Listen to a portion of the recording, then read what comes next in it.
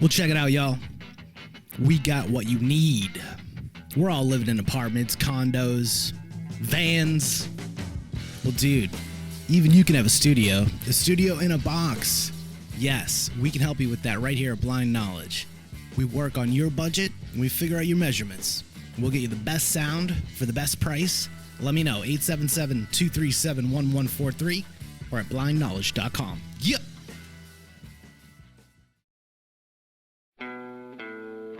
People are strange when you're a stranger. Faces look ugly when you're alone. Women seem wicked when you're unwanted. Streets are uneven when you're down. Welcome, everybody. Here we are. It's time. Global Strangeness, Sunday night at the noon improved 7 o'clock. We had the whole daylight savings time. So I was not sure about you guys in the US who does and who doesn't do that. So I was actually sitting backstage at 6 o'clock for a few minutes and then oh, perfect. I got an extra hour. So everybody, how was Halloween? Pretty awesome. Pretty awesome. Oh, Scott will love this.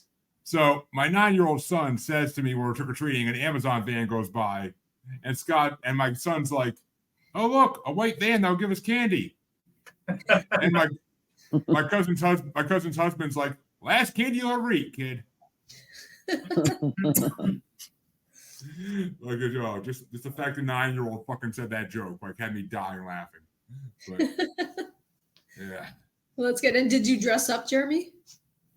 No, I haven't done that since the first year. I haven't done that since the first year of COVID. I don't have time for that shit. I literally had to take off work. I took off work that day just to make sure I was home in time for the kids when they got home to go trick-or-treating and shit.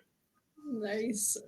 Well, boo to you. I wear a little headband. I at least do that much. And I had not enough kids, and I have been eating candy solidly every freaking day since.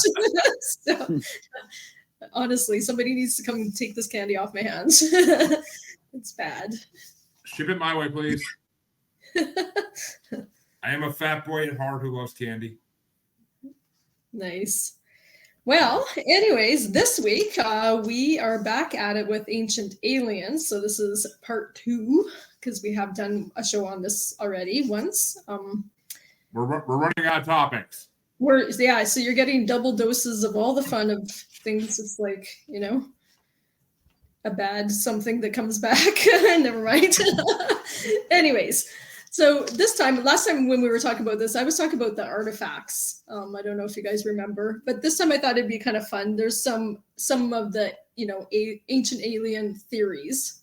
So I thought I'd kind of start us out with that. It's a little bit of fun stuff.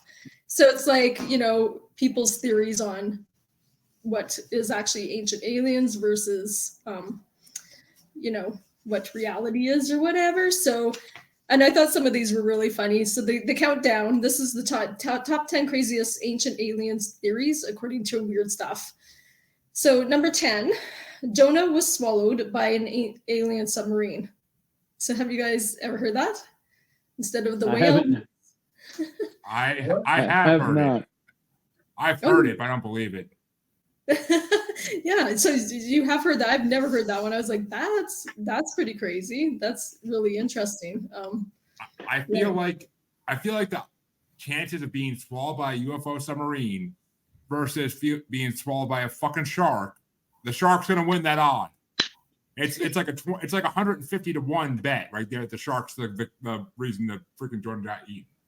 So yeah. Well, that whale story is not very believable either, if you ask me. So yeah, but isn't there a real story of a guy that was spit out by this fellow, like a live guy, like he lived to tell the tale or whatever? But there was somebody that far back at all. There was a situation recently where a couple kayakers were literally swallowed by a whale. I mean, they didn't get past the mouth.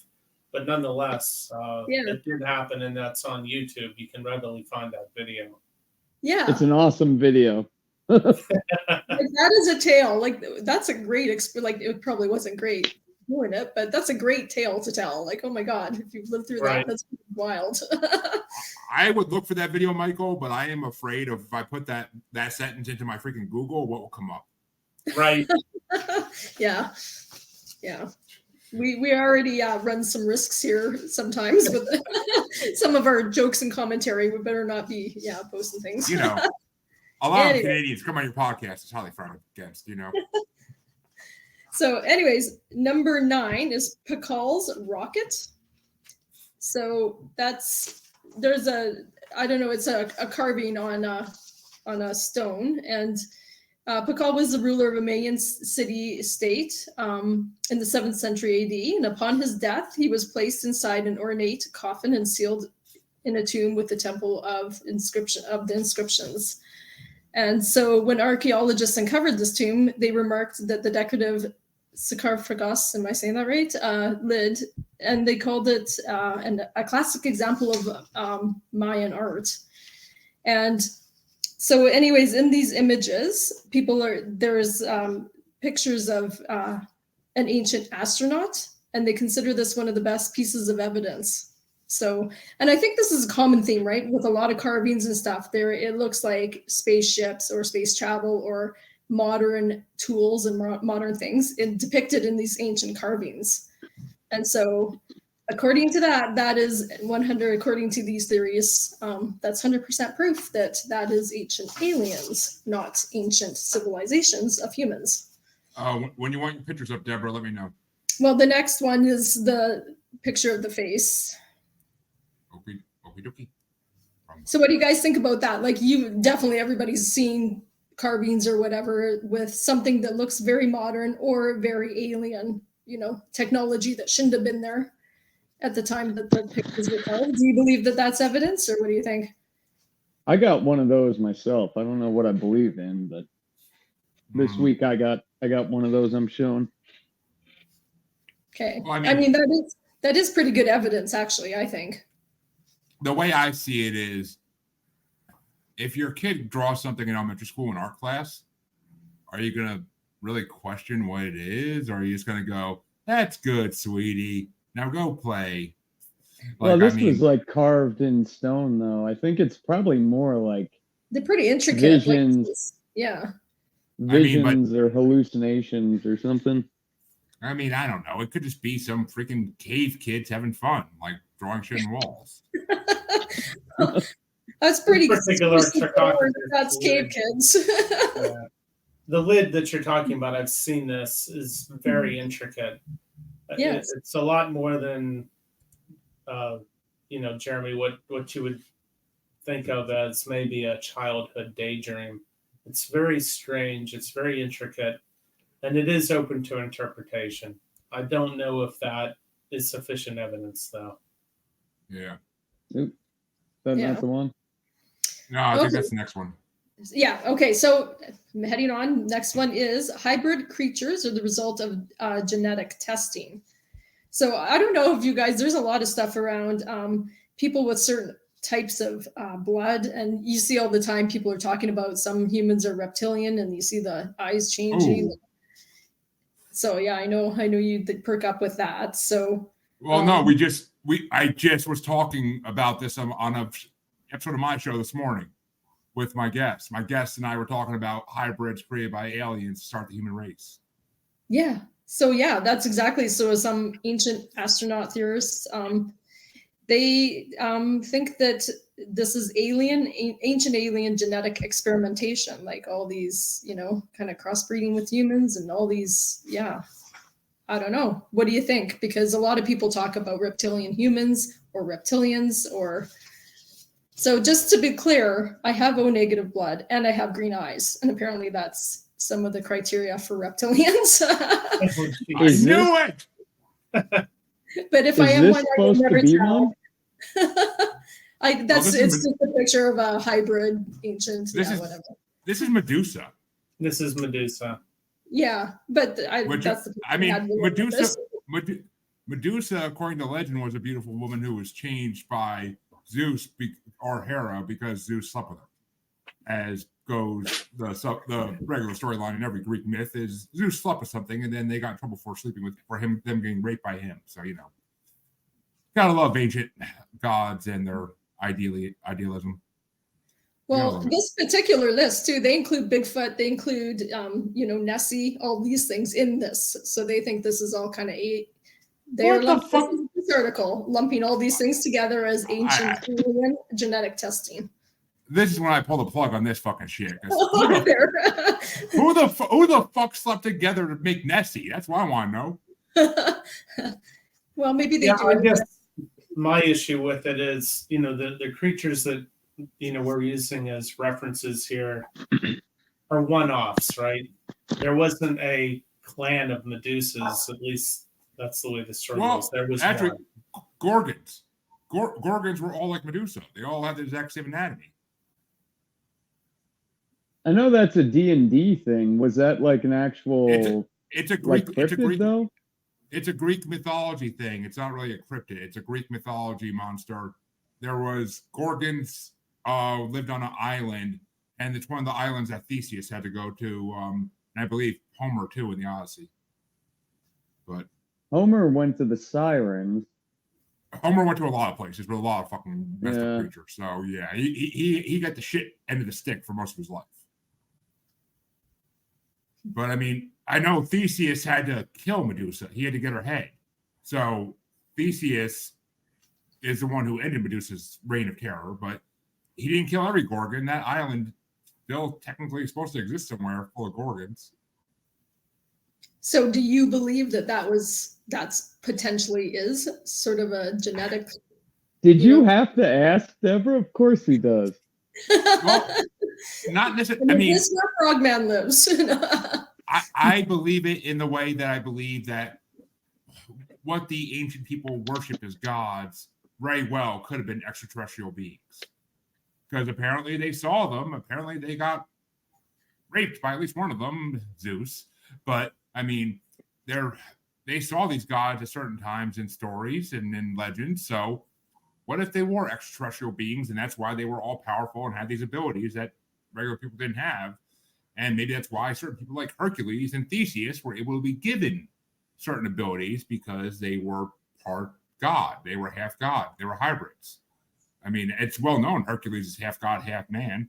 And that could be a hybrid of gods or extraterrestrials. So, I mean, in theory, it all plays out soundly. But who knows? It's too far back to even guess at what the hell they were worshiping. What about you, Michael? Where do you weigh in? Is this just imagination and myths, or is this be?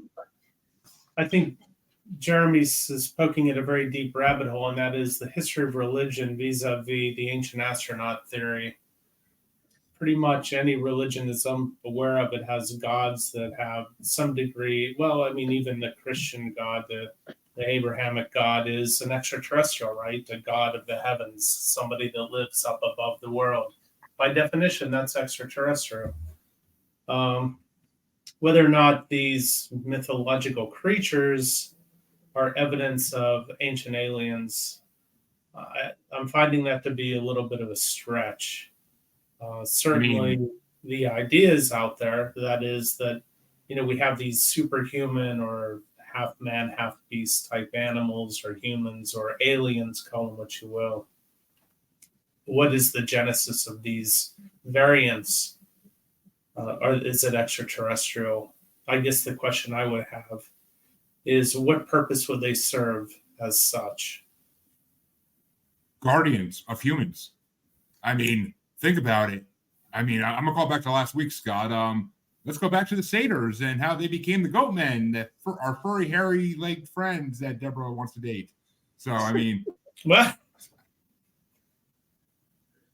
You missed the bracket last week, Mike. Michael, Okay. once we get on YouTube, you should watch it. It was picking on me that day.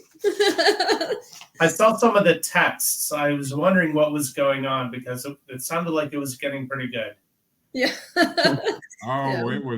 It got pretty rowdy, and it was actually not that long as I thought it would be. So, benefits. But I don't even remember. I'm sure you don't. Their Scott- one was part of the problem. Scott just kept yelling, we need an HR.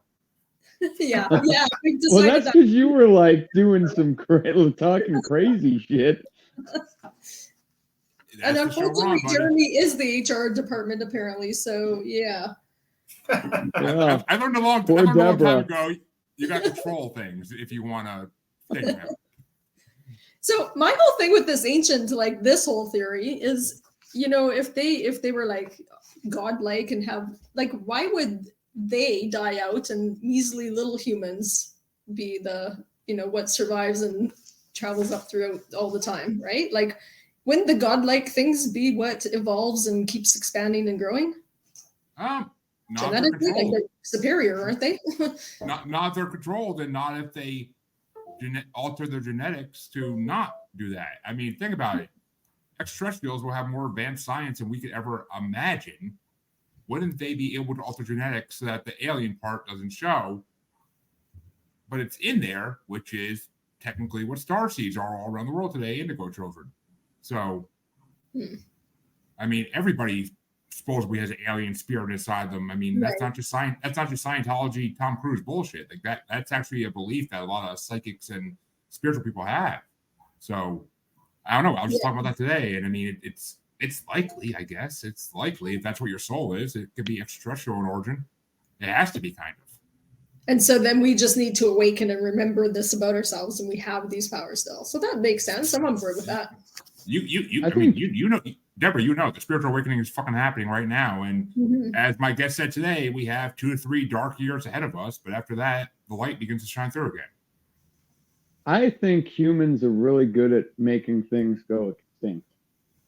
And we're seeing that right now. And I hope you're right with this 2 to 3 years, Jeremy. But shit is not looking good, son. Not my theory. Not taking credit for it, but I mean, I've been told multiple times that we have a few more years of darkness before the light begins to shine through, because nothing on this earth lasts forever. Earth goes through cycles. But I think that makes perfect sense, because more and more people are awakening and getting spiritual and whatever. And as that happens, then the negative side kind of ramps up too, right? So, and clearly there is a lot of chaos and whatever, but then there's a whole ton of people that are like getting in touch with their spiritual side. So I actually agree with you. And that's probably is a couple of years. It's kind of rough riding, and you choose which side you want to look at stuff. So be happy, kids. Be happy. You guys think this is the start? I mean, we had the Russia-Ukraine thing. Now Russia's picking sides. We've got the Palestine-Israel stuff going on. Maybe China goes after Taiwan. Like, is this World War III fought with, like, cyber attacks? And is it going to get bad? What do you think? I mean, there's not going to be a World War III unless it gets fucking bad. I mean, every country has nukes now. It's not going to be pretty if it happens. The United States will stay out of it as long as inevitably possible, but eventually someone's going to freaking get antsy and want to go push a button. I think we fight wars different now.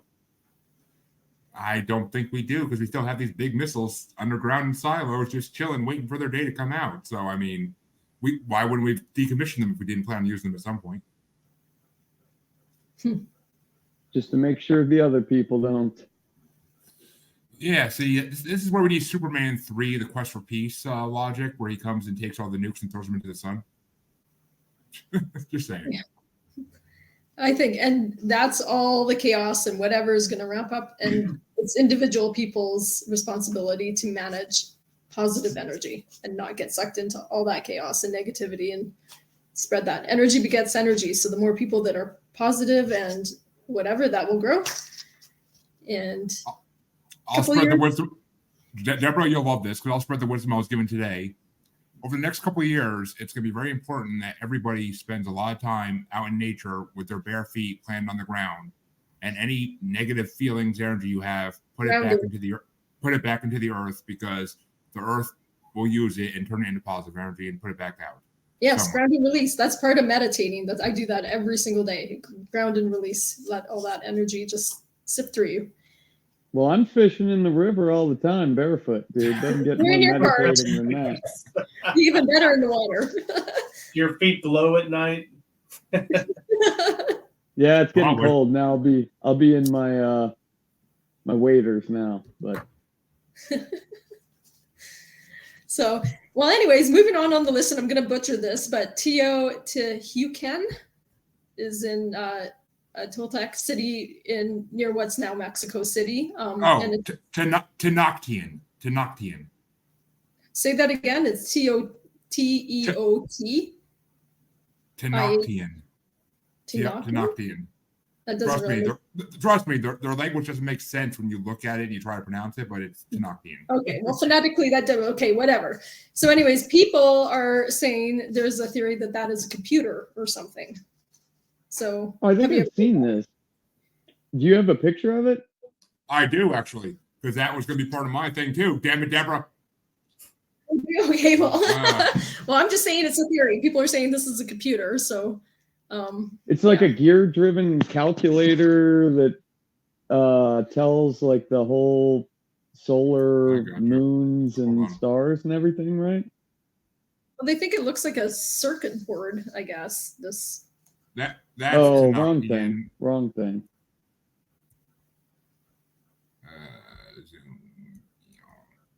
Get past the freaking ugly people. And so not just this one, but a few different temples or whatever, they feel they're like, computer processors, or, there's theories that this is, like technology. And so, I mean, we talked about, I don't know why they think this exactly. They believe it's computer circuit board. I like Wild Bill's answer. The answer is 42. Yeah, that's why. Yes, thank you. 42. That makes more sense. I got it now. So, Deborah, I think I know the theory you're talking about, and that is when these plazas are looked at from above, they display a certain organization that's remnant of a computer circuit board. Yeah.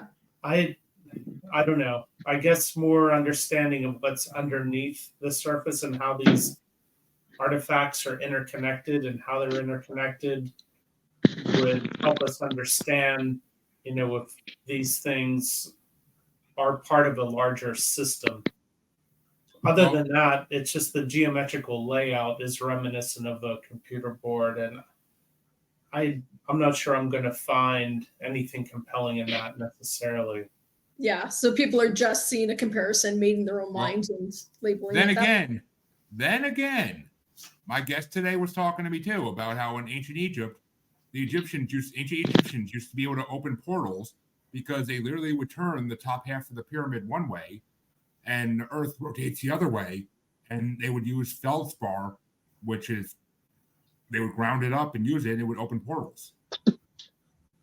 That's what a lot of these, that's what people who say with the ancient Egypt, with like the belief of the Egyptians, they did that back in the day. So maybe not. If it's certain minerals and stones in there they can use, then maybe it is something beyond what the naked eye sees. We just don't know enough to use it. I've heard the theory that the pyramids were like a Baghdad battery. And like, they gold plated a lot of those tombs and stuff, and you need electricity to do that. But like, there's a diagram where they had like, I don't know, vinegar or some sort of vinegar down there, and then there's like the shaft that goes down would have been the iron pipe, and then maybe the whole pyramid was like a big ass battery. I mean, there's also the theory that I don't know if I believe this, but I've seen the image of it on TV, so I kind of could see how people would think it. But the idea that the pyramids are an alien extraterrestrial ship of some kind, and that the Earth was built around them, and that they all connect in the center of the Earth. Oh, that's maybe I've never heard that. That's interesting. Maybe it would make sense if you had the big batteries all over the place, and then you had these like circuit boards. Maybe it was a way to communicate or something. Well, this particular thing here, they say that there's electricity conducting mica, like this mica stuff, and a lot of the rooms in this are completely filled with it. So that's you're talking about the base of the pyramid where they found mica and mercury. and they're not entirely sure what they were using those minerals for. Right. So. Well, both mica and feldspar can be found in granite. Thank you, Google. So there's a lot of granite all over this earth. That would make sense. And that if they use those two minerals to have abilities in a way, then I can kind of see this all kind of tying in together. But, and Wild Bill says Stargate's the show I was thinking of. But yeah. That's my topic later on. What, Stargate? Mm-hmm. Well, back to this list. So the next one is the sword in the stone. So some people, God. No, you're saying no to that. That's not alien. Oh, Michael, you look like you actually believe this one. Let's hear you. That's getting pretty wild. Tell us, what is the theory? Well, I mean, have they ever actually found a real sword in the stone? I know in Pennsylvania, Western Pennsylvania, there was this little park for the kids, and they have a sword in the stone, but it's really not real, right? I mean, I think that's an analogy for marriage. I think that's all it is in the story. Well, according to the theorists, not only the story of King Arthur pulling the magical unmovable sword from the stone, but it also involved aliens. So they was Merlin an alien? Well, they just point out that this kind of technology could have existed because modern tech has the capability of creating concept firearms with the kind of biometric security. I don't know how this is going together here. They believe that Arthur's other sword, Excalibur, as well as Joan of Arc's swords, were alien laser weapons. Okay, that's just pulling it way too far to the side. Okay, well, let's have a couple drinks. We'll come back to this theory because you guys. The sword in the stone is like, it's more magic based, I think, than extraterrestrial based. I mean, Merlin was supposedly a wizard who really did exist and was alive for at least 1,000 years. So, I mean, who the hell knows? It could have been Odin for all we fucking know. But I mean, it could have been a lot of things. It could have been a lot of different gods. Who knows? I mean, but it's extraterrestrial. I mean, that's going back to the whole fucking wormhole I went to earlier, and I'm not going down that hole again. Yeah, it is a bit of I think it's a bit of a stretch to go to ancient alien laser weapons with that story, but anyway, somebody's made that connection. While Bill says they found an underground city running between the Great Pyramid and the Sphinx. Interesting. I mean, it was probably an escape route in case Egypt ever got seized, actually, which I don't see happening, but you know. And yes, Merlin could have been an alien hybrid. That's where I was going with that, but that's the only way. That's the only way it could have happened and actually been an alien involved with the sword and stone. But that is possible. Yeah, I don't know. So number 5 on the list is Dendera light. So that's another carving. And there's in this particular carving, it looks like a light bulb. People think that it looks like a modern light bulb in it. And so, again, you know, and I know you guys are bringing up a few different of the carvings and stones and the theory that that's proof of aliens, because why would they have this modern, you know, thing depicted in this ancient artifact? So, well, there have been a number of questions about how the Egyptians illuminated their work area when they were, you know, carving these elaborate hieroglyphs deep within these tombs and pyramids. So I think it is an outstanding question, whether or not that actually depicts an electric light bulb that kind of looks like one. I'm not sure, but it does point to an open question. And while Bill says they had to have some way to work inside the pyramids, he says they used no torches. So right. Do you have a picture of that one? No. No. But I mean, think about it though. A light bulb is in the same shape as certain squashes. So couldn't they just be drawing their produce or like carving their produce that they eat? Well, it kind of looks more like an elongated flower than a gourd, but I guess it could be a gourd. Well, they did have those they had those Baghdad batteries. So like what were they using them for? Maybe they did. Right. Who knows? Okay. Oh, apparently, Wild Bill says it actually shows a filament inside the bowl. That's kind of what it looks like, yeah. Yeah. I haven't seen that one. So the next theory is the Grim Reaper. So I have a picture of him. The Grim Reaper was an alien, and aliens caused the plague. What? Is he gone? Why are you laughing, you guys? This is a theory. Because that's the most insane theory I've ever heard in my life. Yes. Oh, look. Of course It's an alien. It's Scott on a Saturday. Clearly, that's got alien all over it. Come on, you guys. I don't know. Yeah. Scott, you're looking really good today, my friend. You don't need to be wearing this robe. So, and apparently the Grim Reaper, like this visual came about because people who were sick, they were hallucinating, sick with the plague or whatever, they would hallucinate, and a lot of them saw a dark hooded figure, and in hysteria, they were all reporting that that's where it just says the Great Plague. So okay, I never knew that. Yeah, as I knew that part too, but I mean, as Wild Bill said, fleas and rodents caused the plague. That it was because they lived like freaking savages back then, and they basically were living in their own shit everywhere in the streets. So, I mean, it was a nasty time to live. So, that's what caused the freaking disease is dirtiness. But, or it was alien chemtrails, they're saying, or they simply gassed the food supply. Yeah, the aliens did apparently. Yeah, I mean, I'm going with alien chemtrails. That seems to make the most sense. I think so too. I like it. if you said COVID, I might have believed you, but the plague, I don't think so. That's too simple. And it was basically like the common cold, but no one had it yet, and it just killed everybody. Like, I don't know. It's just one of those things like that's too far. That's too fucking far for me even. And I believe in Frogman, for fuck's sake. So. No. Yeah, you're like, if you lost Jeremy. I mean, this is far fetched then. Ooh, Wild Bill. That's a dark one, that Wild Bill there, but I'm not even gonna read that because that's a dark one. I like Wild Bill's picture there. It's pretty scary. Yeah.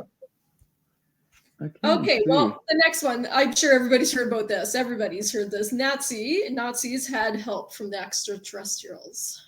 Heard this one. Everybody's talked about this. That's 100% true. Yeah. Even this one, okay. We were so no chemtrails with the plague, but they're out helping. Actually, I'm sorry. I take it back. It is true, but not in that way, particularly. It's highly believed that both world wars were different alien species pulling the strings behind the whole thing. And they just were using humans as their puppets, basically, to fight the war for them. So it was their war, period.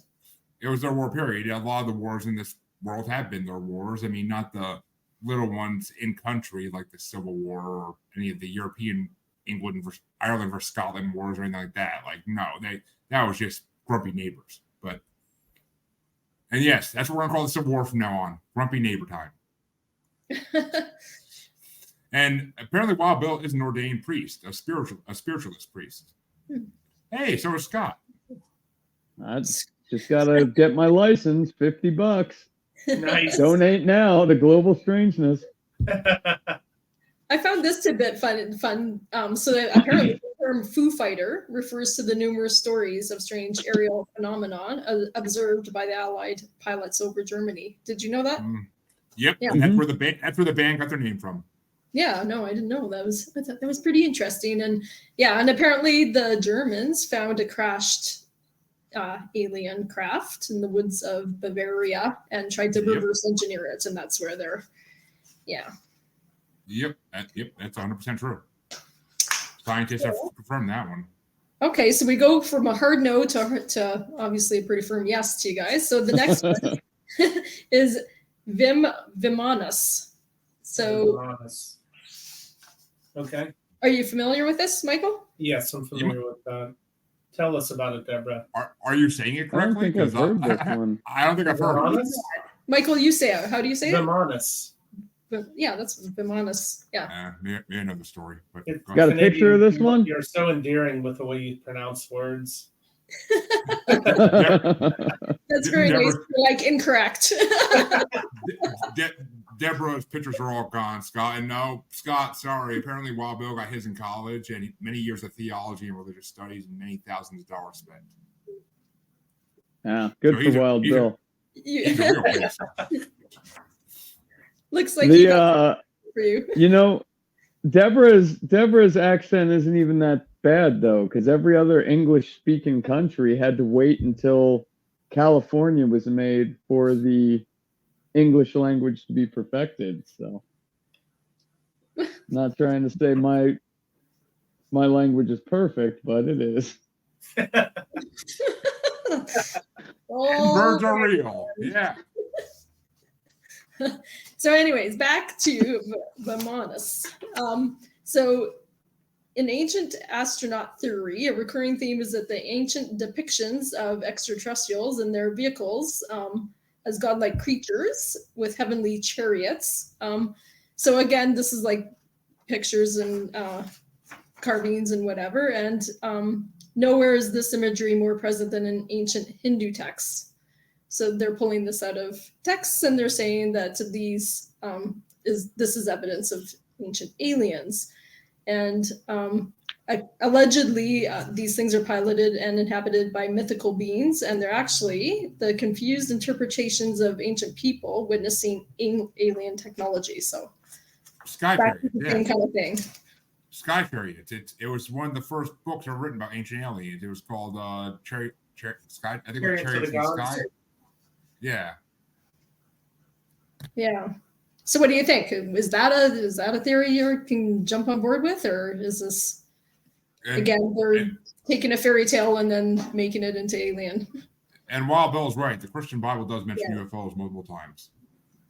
So I would say with the Vimanus, it's probably easy to cherry pick the text that really could be interpreted as a description of a flying vehicle, which would be,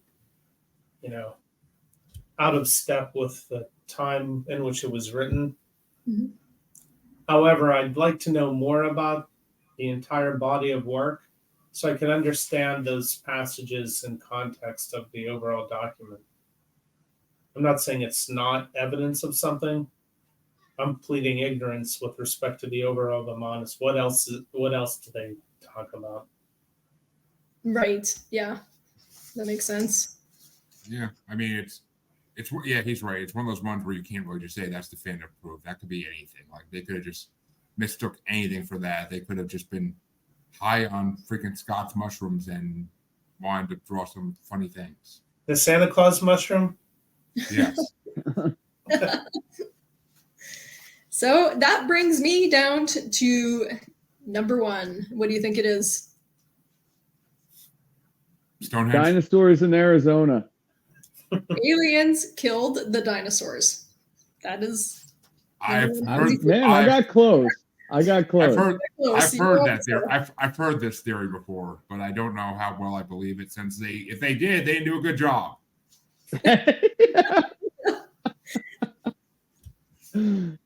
Yeah. They weren't very specific about every single one dying. Well, and it even says when it comes to evidence, ancient aliens, it does not have much to offer. Instead, Right. they lean on the creationist authors to convince viewers that humans and dinosaurs coexisted, and to support these claims, they point to the supposed inaccuracy of carbon-dated fossils, rocks containing both dinosaur and human footprints, and ancient artwork depicting their coexistence. And did we just talk about this last week? everything's been debunked, it says so. Did we just talk about that last week though? About dinosaurs and humans existing at the same time, or am I thinking? I think it did come up, not last week, but I think it did come up in a conversation not that long ago. All right, I was just saying, like I remember talking about it somewhere, not recently, but I don't know. So, yay or nay? Did the aliens give us the plague, wipe out the dinosaurs, start the wars? Like, I believe all of them. all of it. Me too. for you, as Wild Bill says, mushrooms. Yeah, I think if we all smoked a joint, we'd be like right there actually debating these top 10 lists. Yes, the sword and the stone, 100% aliens after you. If you come back after with a clear mind. No. Laser weapons. Do not ruin the purity of the fucking King Arthur Camelot saga. God damn it, no. So you know, Vegas has got one of those. I've been to the one in Vegas. It's nothing close to the real story of Camelot. Thank you. I don't know. Their buffet was probably better. Just saying. Actually, no, I disagree. The amount of wild game they caught back in the Camelot days and that they had the feast. Oh, come on. No, hell no. Hell no. Fried roasted squirrel for everybody, Scott. Oh, yeah. But who wants to go next? Okay. I'm going last. I got a fun little game we're going to play. I'll let you go first, Michael. Mine's short, so why don't you go? If you just want to bring up the images that I sent over, the three images, not the graph. I think we'll save the graph, just 3 images. Let me get to your folder here, but go ahead and start. So I'm really not going to talk about ancient aliens per se. Wait a minute, the graph was you or the graph was Scott? I didn't have the graph. Well, I had a kind of graph, like a map. Okay, yeah, I don't fucking know. Here, I'll put the first one up and I'll look. See if I missed one. I don't think I did, but let me see. So what I'm really pointing to and looking at these 3 images is I'd like to be able to separate out the idea of ancient aliens as a prime mover of humanity's technological progress and the possibility of intelligent extraterrestrial life visiting planet Earth. So how am I going to do that? Well, the thesis is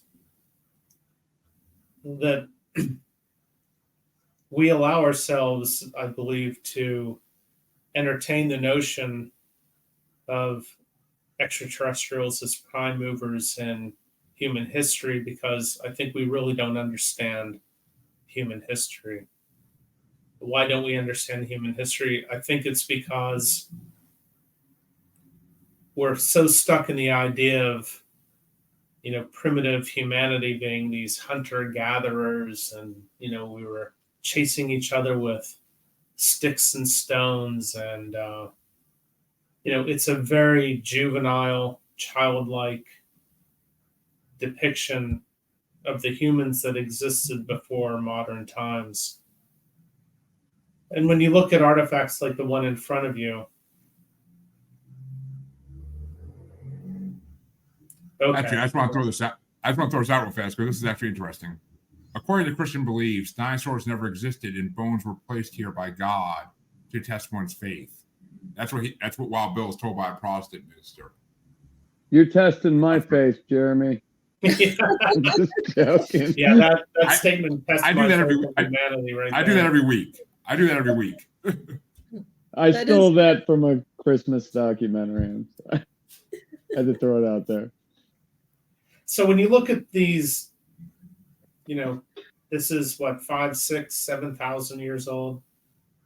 And then when you look even further back, we don't have a lot of artifacts, but, we can presume that, okay, so this graphic could be 5,000 years old. Well, they didn't figure out how to do this kind of art 5,000 years ago. This was a legacy that this particular culture inherited and developed. So clearly there were advanced civilizations prior to what we understand as modern humans. if you think about it genetically or biologically, modern humans go back about 250,000 years. That's 7,000 generations.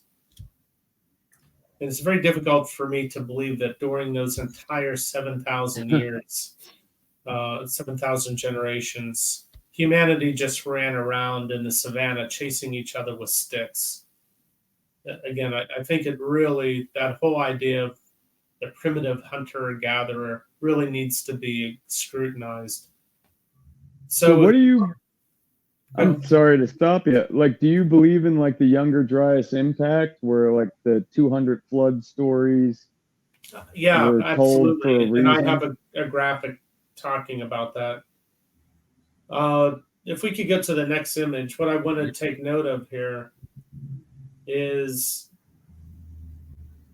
if you look at the top of this graphic, this is a very interesting stone from Göbekli Tepe. And I really think that it's worth studying. I've been paying a lot of attention to this lately because, towards Scott's point, it appears to depict a cataclysmic global event with, celestial origins. Apparently, one of the interpretations of this stone has to do with the organization of constellations at the time that this was, the time this particular event took place. And that is right around the Younger Dryas period. So that's not necessarily the reason I included this depiction. I did it because of the handbags. If you look at the last image and this image, you're going to see some common elements. And those common elements are these bags. Now, if you bring up the third image, Jeremy, that I... So, Michael, Yes. Isn't this the image that's also found on the back of the Stonehenge heads? Or not Stonehenge, what are those big heads? Easter Island, those Oh, heads? yeah, Easter Island, yeah. And that particular image is on the back of all those heads, which is really weird. Oh, we need to look at that. That's really interesting. I have a picture of that, actually, I believe. Not the back of it, I don't think, but I'll see. Yeah, the backs of them are all carved, and it's very similar that people are like comparing them side by side. They're very, very I'll try to see if I can find it. Yeah. So that, is further evidence that, thousands of years ago, not just, what we think of as modern history, but thousands, maybe 10,000, beyond 10,000 years ago, there was a global cultural exchange. I mean, these artifacts, one might say, well, what else is a bucket supposed to look like? What do we have here? Yeah, so you see the scorpion kind of thing, the belt, the circle right above it. I just watched the whole thing on this where they were comparing them. If you look at the top of the head, that bird design looks exactly like the bird from Göbekli Tepe, which is extremely strange. Yeah, there's like the whole thing, the belt, the circle right above the belt, the scorpion type thing, right, like under the belt. Like there's so many similarities. It's so bizarre. I just want to throw this out there. Do you think it's possible that was like the mascot for a sports ball team? It could. I mean, it might have been. It might have been. We put a lot of energy into that shit. I wouldn't be surprised if ancient humanity did too.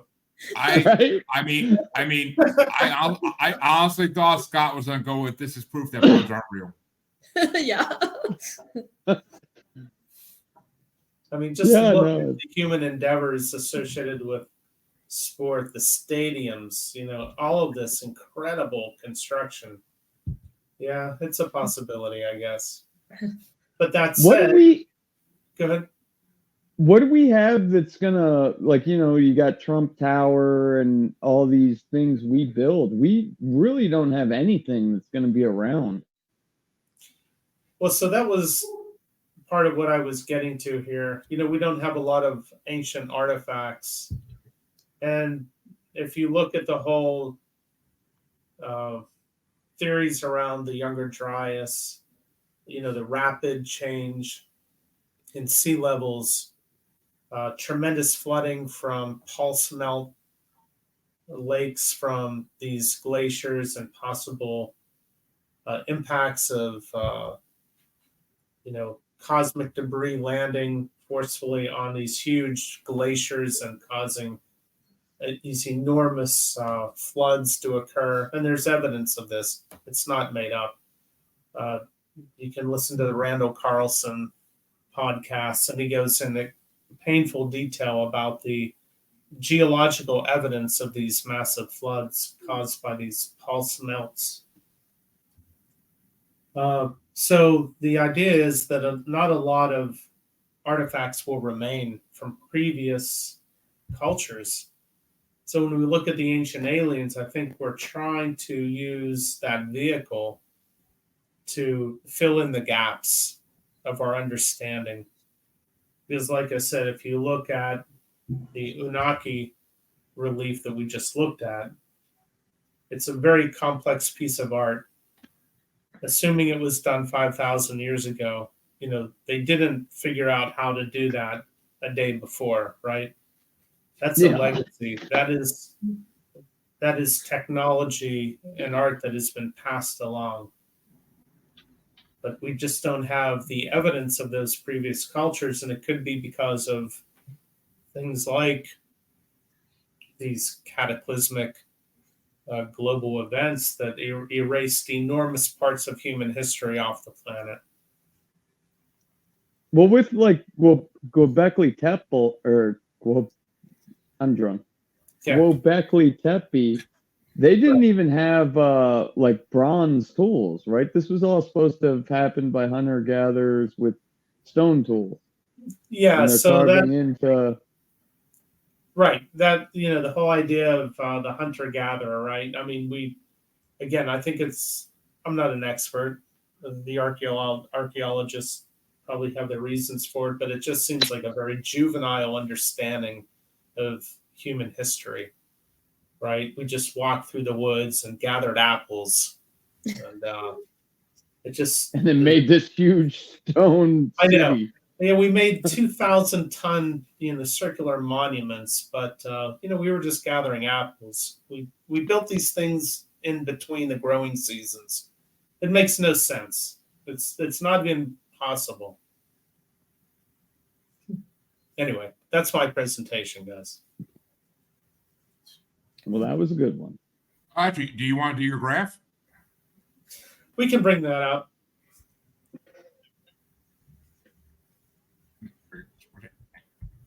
Oh, man.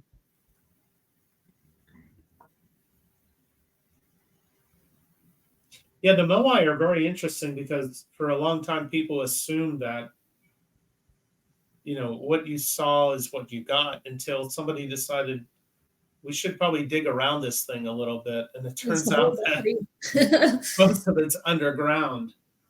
Yeah, isn't that wild? Yeah. Well, Scott asked about the Younger Dryas, and here it is. What we're talking about is basically changes in global temperature, and this whole Younger Dryas era, it represents an enormous warming of the planet.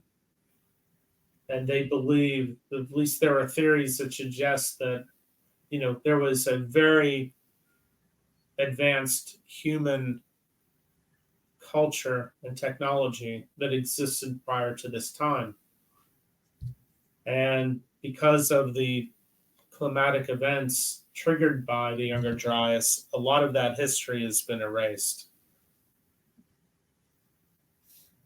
What do you think happened during the I can't see if that's boiling or belling? Yeah, those I'm not an expert in this. That has to do with glacial minimums and maximums. I'm not an expert in this. Again, you really have to follow this guy Randall Carlson on YouTube. to get a more detailed understanding of how to read this chart. So, like, do you guys know of anything that we have that, like, it seems kind of strange that we, even if another flood wouldn't be the possibility, we're all talking about global warming and, like, these massive disasters, and you'd think we would build something out of stone, right? Like big monument out of stone. Like, well, you we think did the have a government great would do one. that. Mount Which Rushmore. were instructions on how to survive this kind of global cataclysm, but apparently some asshole blew it up. You know which The one I'm Georgia talking about? Guidestones. Yes, the Yeah. Guidestones. Somebody decided which is going to. So what do they say, Scott? We can't have anything nice around here. You know what? I got slabs of We've turned granite. it to the hood. I still got my pickup truck full of the cutouts of granite. I don't even know if this would work, but I started a little bit. I want to carve the entire Hobbit and Lord of the Rings into kitchen sink cutouts. And then if somebody finds it, they'll think that Lord of the Rings is the Bible, dude. That would be awesome. Coolest Bible ever. And then the Hobbit could be the Old Testament and Lord of the Rings could be the New Testament. That would be the fucking shit. Jesus, Scott. Well, why don't you do Harry Potter? That's a better story. Or Star Lord of the Rings is more religious. Oh, Star Wars. Star Wars is very religious. Yeah. But Wild Bill says he lives near where the Guidestones used to be. Yeah. Atlanta, Georgia. Yeah, exactly. But all right, Scott, I'll get your pictures going. Do what you gotta do. Okay. So my buddy James he suggested that we did a thing on Stargates, an episode on Stargates a couple months ago now. So I tried to look into it, but he watches the show all the time. So when we went to the Iraq War, do you guys think that was retaliation against? Are you doing them 1, 2? I'll tell you when to bring the next ones up. Retaliation against them blowing up the Twin Towers? Or do you think it was them destroying the part of the Pentagon that had all the records for the $3 billion or $3 trillion that Donald Rumsfeld left? Maybe it was for oil, or maybe it was for all those opium fields right before we had the opium epidemic in America here. So, Ancient Aliens is hard, Jeremy. I'm sorry. I think the more likely reason is that Iraq had a Stargate. So if we back up 6,500 BC, thousands of years, the city of Ur in Iraq was like the New York City of today. So like Ur in Iraq, the Babylonian people, Ur was like New York. And then you got photo 1 already pulled up. So this thing was discovered in the 1920s. And since that, people have been searching Iraq all over the place. Like, it got pretty crazy with them, archaeologists digging shit up or everything. But you got to ask, fucking. Okay, so you got to ask yourself, why the hell, after we killed Saddam Hussein, did we stay there for over 10 years?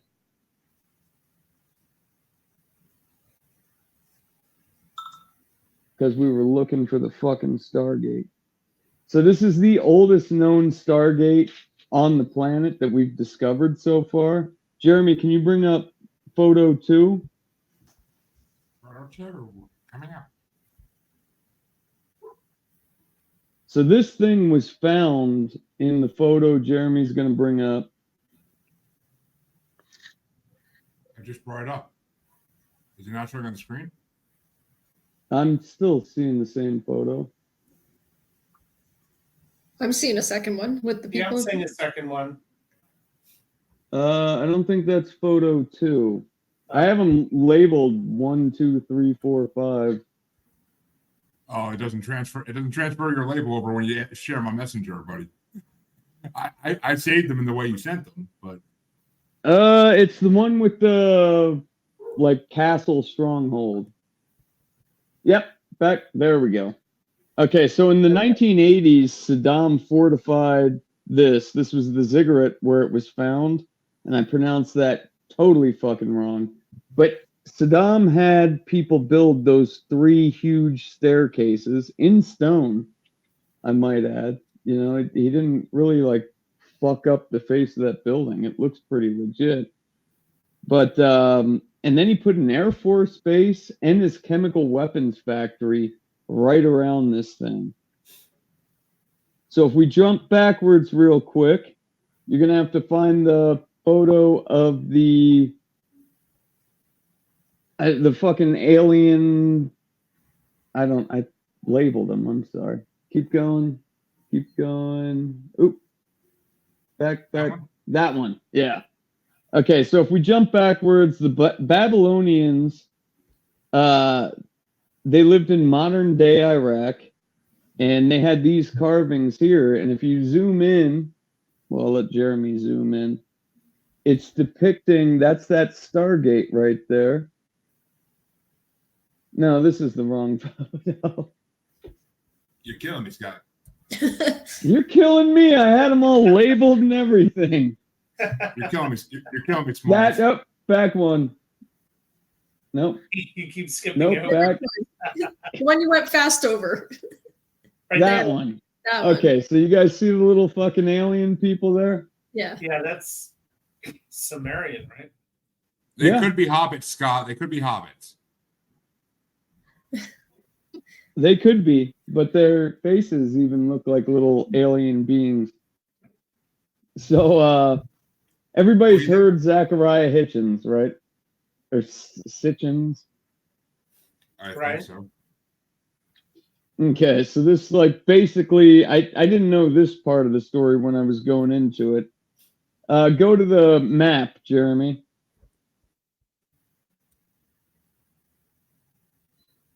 Yeah, that one. So like Nibiru, it's every 30,000 years or whatever.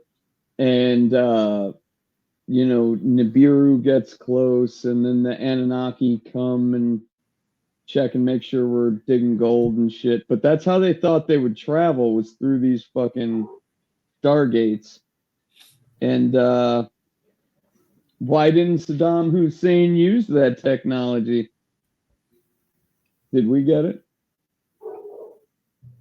I swear I was not drunk when I wrote this. Pictures were throwing me off. But yeah, no, my friend James wanted me to do this topic, and there were 3 more images. If you can scroll back through them. So yeah, this is one of them. That's one of them. And that's pretty weird. That's one of them. But apparently, like I photographs, or are these AI images? I have no fucking idea, to be honest with you. Yeah, These 3 are the ones that I got from his messenger, and he said it was going all over the place. But I did hear some videos from like 10 years ago where they were taking all these things and hiding them. So, I mean, if you believe in any of the like Smithsonian stealing the giant's bones thing, maybe they stole this stuff. I'm not sure. Well, Wild Bill agrees with you that Stargates exist. He's a believer, yeah. I never saw the TV show. James was surprised that I never saw the TV show, but yeah, I never have either. It's something I always wanted to watch, but I just never got a chance to. Well, and that's the thing. Like Michael brought up, like I don't know. Like there is stuff from 10 years ago where they said they hid these stargates, but I believe it. I don't know if these photos are real or But AI so or who's they? Because these are all in different countries. I'm assuming the 3 different ones you showed us, they're similar, but they're in different places. So the governments of each place is hiding these? the Illuminati, dude. Come on now. The The Vatican. NWO, Illuminati, whatever the hell you want to call them. They exist. They're out the shadows in the dark. They're out there. So why do stargates have to be round? Because the sun's round. I mean, the Earth is round. It's flat, but it's round, right? Like everything has to have symmetry, I guess. Flat. Oh my! But there is sacred geometry, right? There's a whole lot. That's another whole rabbit hole we could go down. Yeah, no question about it. I mean, yeah. It looks like an old photo, right? Like it does look like an old photo. That one, anyways. Yeah. We could do. Well, there were 3, and see if it's real or if it's AI. The only question. Yeah, that was another one. If you look at the faces, they're so indistinct, and usually that's a hallmark of early AI work. Yeah, you could be right. But look how detailed everything else is when you zoom in. Yeah, because AI is pretty good at geometrical imagery. But so, Michael, you're saying you can test photographs, like you can Google search them. You can Google search images and see where they came from. For the most part. No, they have a test. They have what's the program that you run the image through to see if it's AI? I think the FBI has that. I'm not sure. No, it's open source. I haven't done it, but I would imagine if you did a search on this image, that would be revealed. What are we going to be able to believe? Like our grandchildren, basically, right? They're going to be like doing a podcast with a bunch of fake fucking shit, dude. Like, what are they going to be able to believe? I don't. That's a really good question. Well, we probably got ancestors laughing their asses off at us right now talking about all this. Like, seconds. I do believe in the Younger Dryas impact thing. Like, that makes a fuckload of sense to me. It does make a lot of sense. And as Wild Bill says, trust your gut feelings. Yeah. I've been betrayed by them way too many times not doing it. Yeah. See, Wild Bill, the problem is I usually think a little further south, and that's usually not a good way to go. It just fucks you over in life. Oh, you guys. But all right, Scott, is that all your presentation, or? That's my big bad presentation there. So I'm gonna next week. I'm going to label the pictures on the fucking picture. Okay, Scott. 1, 2, 3, 4, 5, 6, 7. Okay, well, I actually saw this back in August on the news, and I wanted to show it on the show because it's a short little clip, but it's something that happened very close to me. So, it's huge. Are you pulling up a picture right now? No, I'm pulling up a video. Do you have to go take a piss, Scott? Maybe. I'll wait till after the video. I can still hear you. All right, it's showing. I'll make sure it's showing. You see it. Oh, wait, it's muted. That might be wrong. Well, a Harvard physicist says he has proof that aliens may exist. Can you believe this? I don't know, Lily. This sounds a little sounds scary to me. I don't know. Avi Loeb, the head of the Galileo Project, and the what? Maybe he's something. He's the founding member of the Galileo Project and founding director of Harvard University's Black Hole Initiative. You don't want to get sucked into that team. He says his team analyzed materials on Earth that came from outside of our solar system. Loeb and his team went to the Pacific Ocean. They analyzed parts of a space meteor that crashed there in January of 2014. We need to know more. Yes. We have to know more. Yes, we must. And we will know more. Coming this morning at 7:45, we're going to talk to Loeb about his discovery. Yeah. I could not find that interview in full where they talked to him about his discovery. I couldn't find that, but You know what's interesting though is right away, because I mean that's an actual, scientific guy, intelligent, whatever. But the way they mock it and make jokes right away. So it's almost like they're dismissing the whole thing before they even interview the guy to hear what he has to say. Well, they were very anxious to get to this. They're very anxious to get to their next segment, Deborah, which was the lunch menus to be served in the local high school. Yeah, like some real news, right? I mean, it's Boston 25 News. It used to be owned by Fox, so yeah. How close are you to Boston? About depending what part of Boston you want to go to, anywhere from about 45 minutes to like an hour and a half, 2 hours. Okay, where do you live? You've sent me your address, but I always forget the state. Massachusetts, Scott. Massachusetts. Okay. I thought you were in Maine. That's why I sent you that text last week. No, I know. I used to go up to Maine for work once in a while, but that was my old job. But no, I never lived in Maine. You look like you could be a Mainer. Oh, actually, there's a town called Mainer I work by, but. Well, isn't Salem in Massachusetts? Scott, that's the reason you used to always say we need to meet there one day. That would be our first thing. We used to say that. I'm wondering why you're not doing a field trip to Massachusetts. Well, I live in Massachusetts, so it wouldn't be very far of a field trip, but I mean. Well, yeah, go to Salem, dude. Live stream from Salem. I went to Salem like right before COVID. I was there. But live stream. Yeah, but traveling to Ted Bundy's house. I don't have technology. I don't have the technology of live streaming locations, man. I mean, my wife's like, oh, I'm gonna sit there and hold the fucking phone while I talk on it. Like, no. Well, I'll host it off of Zoom, and then you go walk through the forest looking for ghosts. We'll send somebody in if you die. Or they're not really, dude. Salem is a big ass city. There's not really forest in it anymore. It's a city. Well, go to the downtown, like the bars. But there's still you can still the house foundation of isn't there? There's still things to see. It's almost a tourist spot, I think, isn't it? Oh, it is. There's haunted houses open year round there. Like there's haunted houses open year round that you can go into and like try to get scared. And Scott, Wild Bill apparently is a fan of your OnlyFans. No. Oh yeah. Do not encourage him, please. Do not. I'm just hearing excuses.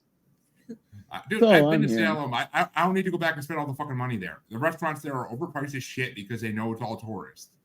I'm gonna start live streaming at all the haunted bullshit we got at Utah that doesn't really exist. There's like 12 fucking cemeteries. We'll see if there's a fucking ghost that gets me while I'm there. We'll see. But you got to go to Salem. All right. Well, I do have a little, like I said, I have a little version of the game Deborah wanted to play in the beginning, but this one is with different, instead of ideas of things that happened in the past that could have been proof of ancient aliens, these are things that exist still to this day that could be proof of ancient aliens. And the first one we're going to talk about is the Nazca Lines. The Nazca Lines? Yep. How do we play the game? Y'all got to guess if you think it's ancient aliens or not. Scott, it's an easy game. I'm not going to make it a hard game if you've been drinking all day. Jesus. Well, do you have a correct answer? Maybe. Just maybe. in my head, but yeah, maybe. So this is in the Nazca Desert, 200 miles southeast of Lima, Peru, which it's 800 plus long, straight white lines in seemingly random places, etchings of animals in geometric shapes, which appear at a large scale, with the biggest spanning 1,200 feet. The scale of the markings makes them clearly visible from the air, leading some to believe that aliens must be the work of them. Because how could an ancient man craft lines with this level of symmetry and precision without the ability to fly? So Which, I mean, is the idea that the ancient aliens constructed these, or they were done in service or in conjunction with the ancient aliens? Who the hell knows? But I mean, while Bill says big ant, and he says formed by high winds. LOL. So these are very enigmatic. This whole thing is very enigmatic and very difficult to explain. So if there were any example today that could have some extraterrestrial context, I would lean toward the Nazca lines being in that category. I mean, apparently modern scientists figured out how the lines could be made without space beam lasers, but the reasoning behind their creation remains up for debate, according to skeptics. So I don't know about that one. I mean, look, it's a high desert. It's a hostile environment. Why did people go through the effort? Basically, they had to score down the top surface to reveal the white underlayment of rock. Why would they do that? Why would they build all of these magnificent, glyphs in the ground? What would be the reason? It doesn't make a lot of sense. It doesn't, but here's this next one exactly. The next one, Machu Picchu. We all know this one. It's one of the most Instagrammable spots on Earth, according to people. But the ability of humans at the time was built to build a structure such as this is what is in debate. Ancient astronaut expert and History Channel personality Giorgio Tsoukalos, or how to fuck pronounce that Greek name, he questions the positioning of the stone, claiming that the large rocks at the structure's base are significantly older than the smaller stones used for the upper layers. Sometimes there are 3 levels to the construction. The bottom level is a massive, gigantic, megalithic blocks as big as railway wagons. The middle about half a size smaller, and at the top, brick-sized stones are just thrown up there, which makes no sense, he explained. You can't imagine why an ancient civilization with limited access to technology would choose to use larger blocks when, as the upper layers of the structure prove, smaller and more movable blocks would do the job. According to him and those who agree with him, aliens might be the only feasible explanation for it. I actually got this one. So that was somebody who was building a track home subdivision, and he wanted to be artsy. That makes, I think, a little more sense than the aliens. I think if you look, I think you're going to find there are a lot of megalithic structures that we can't fully explain that do share something in common with this, Jeremy, and that is inconsistent techniques for building, which suggests that the older technologies were much more developed technologically. The older stones, the lower stones, but as you see over time, more shortcuts, less technique, less engineering takes place as the monuments are built up from the original. I think maybe it was started by extraterrestrials with the help with the slavery of the Mayans, but I think eventually the extraterrestrials left and the Mayan kings like, oh, you better finish this, they're coming back tomorrow. I don't know, dude. That looks like that's enough for 10 families to live in.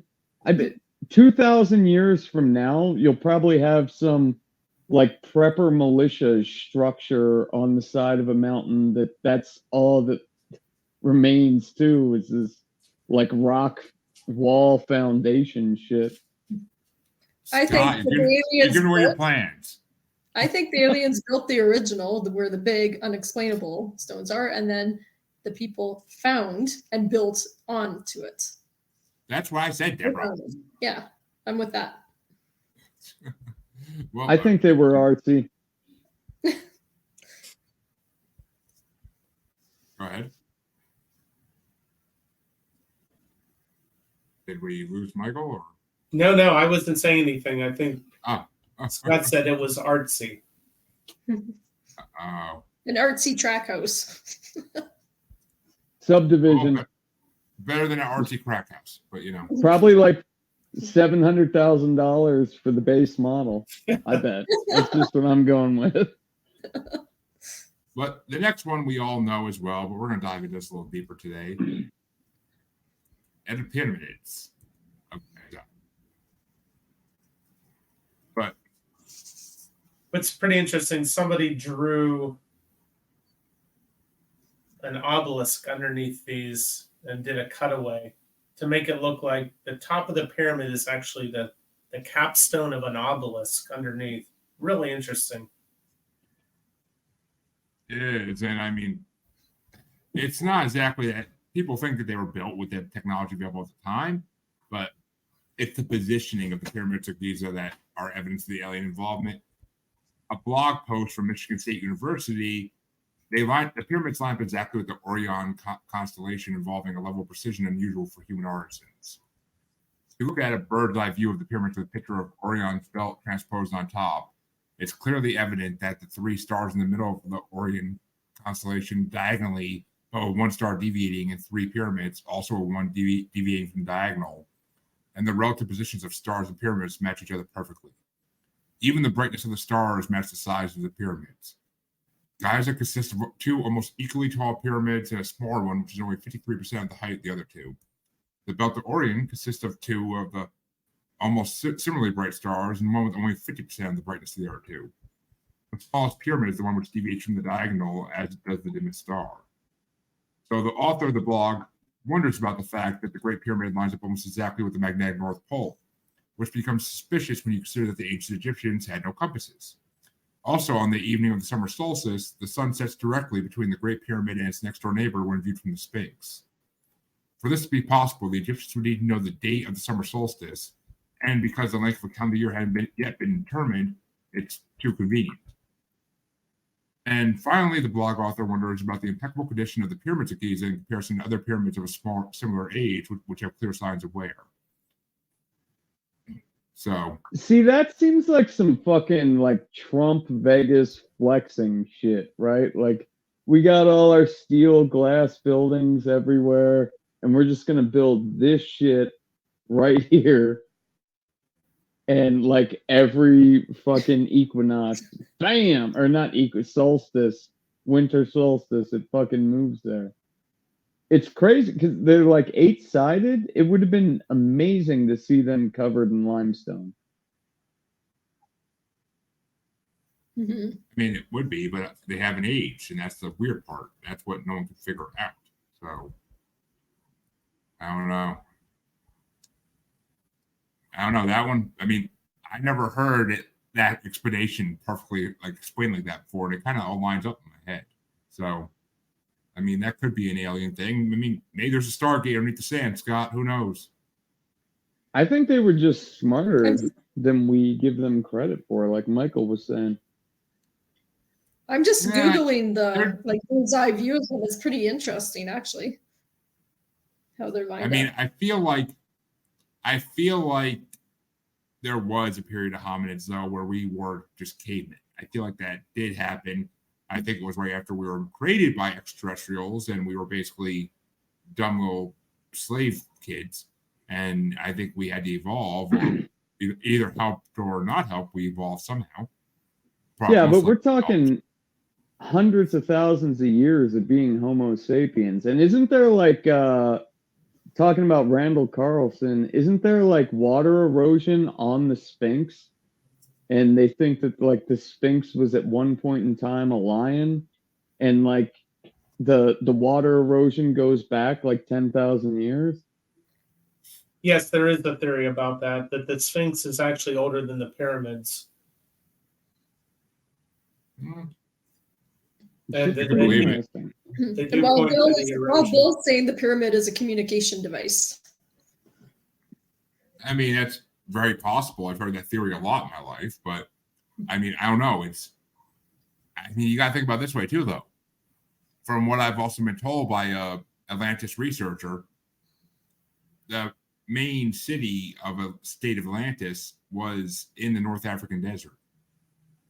So water could have been, and water was more known to be in Africa at one point in the Sahara. So, I mean, could there have been a civilization there with water? Possible, very possible. And Yeah, it's true.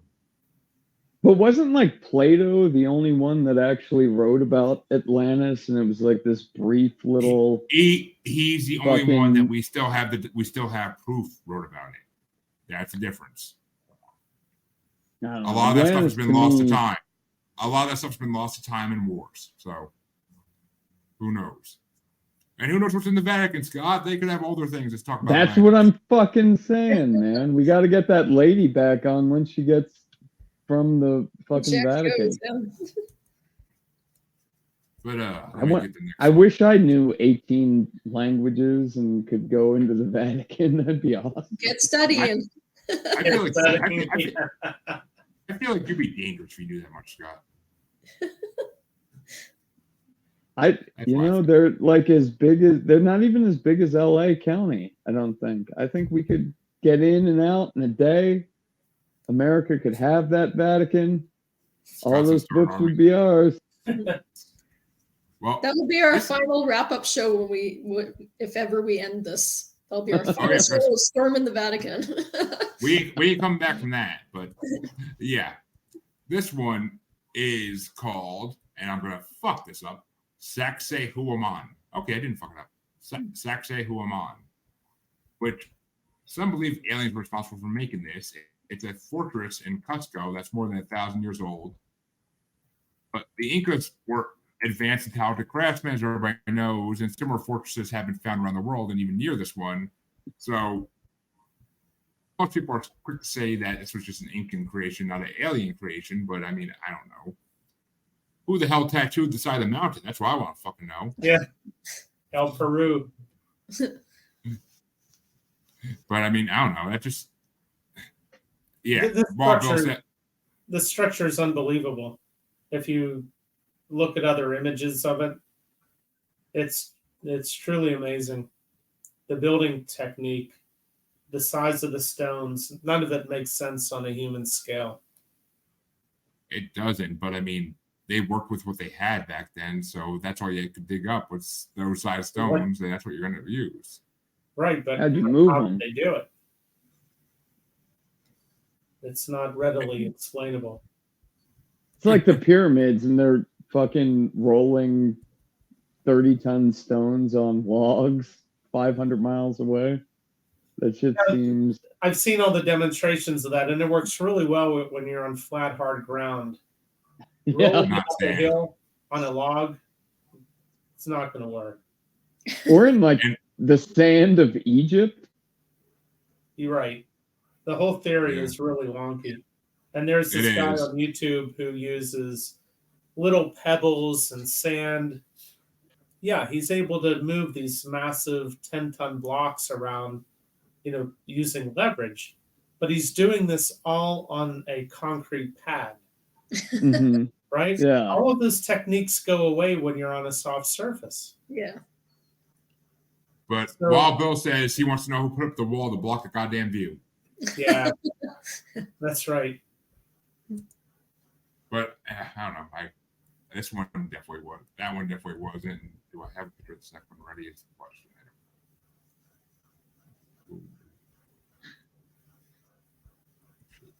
See, the original thing I had a different list I was going to use originally, but then at that point, I can't get back on the page without paying a membership. So fuck that. Fuck them. They can kiss my ass. Fuck you, National Geographic. But here we go. This one is called Pumapunku. That's cool. And it's a series of stone structures in Tiwanaku, La Paz, Bolivia. And people often remark on how precisely the stones were cut, according to the Skeptoid podcast with Brian Dunning. Some think the structure was created by aliens. Dunning says that he doesn't think it's the case, as it's not hard to believe that people in ancient times had ways to more accurately cut stones. After all, it was an important skill for the day. I don't know what I think about this one. I really don't, because this one is some weird shit. What was it? Like, it looks like there's one room in there, but the other, like the one off to the left, it's thick as fuck, and it's just like these little archways. Was it a wall? What was it? Well, No one the knows. problem is it's largely destroyed at this point. And I believe that this location is not far from Lake Titicaca. So it could have been, a catastrophic, violent flooding event that destroyed this monument, whatever it happened to be. Nobody really knows. I love that name. I love that fucking name, Lake Titicaca. Yeah. But the question is, it's a question of why. Why would ancient civilizations exert the effort necessary to build this? Right? Well, when they couldn't do it without metal tools, like diamond tools for our, it would take us diamond saws and drills and. I mean, it's Bolivia, Scott, so there's diamonds in the mountains, but I don't know. I think Wild Bill's right though. This is how Tetris got started. It could be. But yeah, so it does make you wonder why so many ancient structures are made of stone versus what we do in modern times, which is materials that are constructed from raw materials but don't naturally resemble them. Steel, for example. But it could be that these are the only monuments that survived, right? Yeah, exactly. No. They had all kinds of building materials, but these things. Right. There could have been steel deployed. We just don't know. It wouldn't have survived. So it looks like, on whole, the only thing that we ever made permanent was stone structures. Yeah. And like Jeremy said, Mount Rushmore is the only, like what else do we have? We don't have any massive structures like Göbekli Tepe or the pyramids or any of this Scott, stuff. we all know Mount Rushmore has a secret hidden chamber behind it, don't we, Scott? Well, yeah, but then when they find us, they're gonna think that we were all like wig-wearing syphilis patients. So. Well, I mean, when Donald Trump gets his way and gets his face put up there next to them, then they'll know different. They'll think we wore toupees then.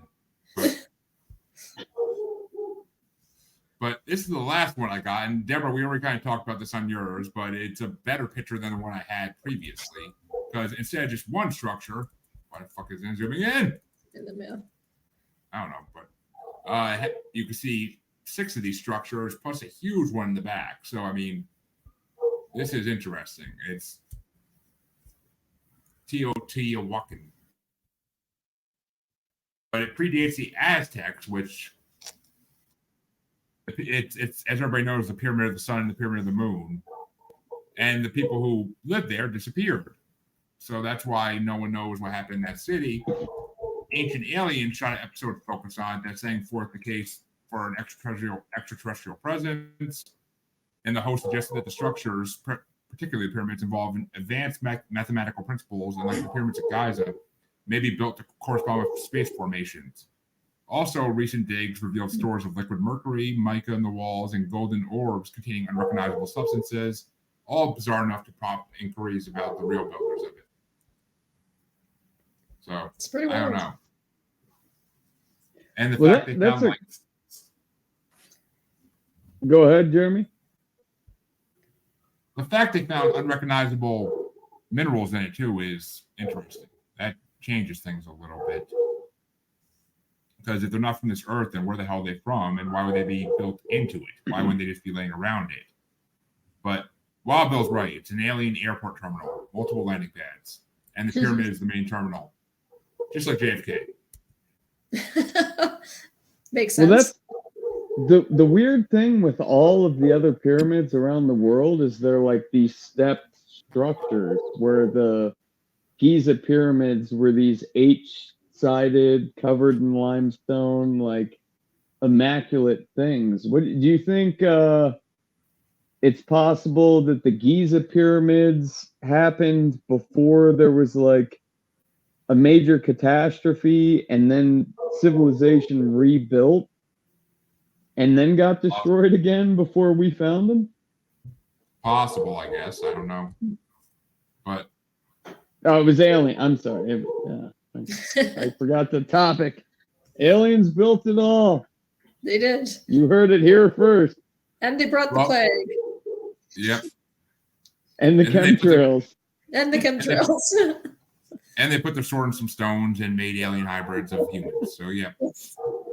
They've been busy. But speaking of topics, whose turn is it next week? Because I know I just did this one, so it's not my turn.